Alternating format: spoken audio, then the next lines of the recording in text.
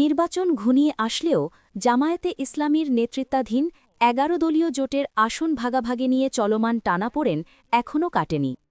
আজ বুধবার বিকেলে রাজধানীর ডিপ্লোমা ইঞ্জিনিয়ার্স ইনস্টিটিউশনে এক সংবাদ সম্মেলনের মাধ্যমে জোটের চূড়ান্ত রূপরেখা ও আসন সমঝোতার বিষয়টি ঘোষণা করার কথা ছিল। তবে দুপুর নাগাদ হঠাৎ করেই সেই সংবাদ সম্মেলন স্থগিতের সিদ্ধান্ত জানানো হয়। জোটের সমন্বয়ক ও জামায়াতে ইসলামের সহকারী সেক্রেটারি জেনারেল ড হামিদুর রহমান জানান, অনিবার্য কারণবশত বিকেল 4:30টার নির্ধারিত সংবাদ সম্মেলনটি স্থগিত করা হয়েছে। এদিকে জোটের দায়িত্বশীল সূত্র থেকে প্রাপ্ত তথ্য অনুযায়ী আসন সমঝোতার একটি খসড়া রূপরেখা তৈরি হয়েছে। সমঝোতা অনুযায়ী ১৯০টি আসনে দাঁড়িপাল্লা প্রতীক নিয়ে লড়বেন জামায়াতে ইসলামীর প্রার্থীরা।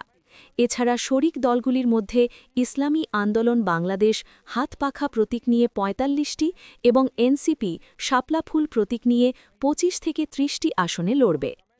অন্যান্য শরিকদের মধ্যে বাংলাদেশ খেলাফত মজলিস ১৫টি, খেলাফত মজলিস ৬টি, এলজিপি ৬টি, এবি পার্টি ২টি, বিডিপি ২টি এবং খেলাফত আন্দোলন, নেজামে ইসলাম পার্টি ও জাকপা একটি করে আসনে প্রার্থী দেওয়ার বিষয়ে প্রাথমিক আলোচনা হয়েছে।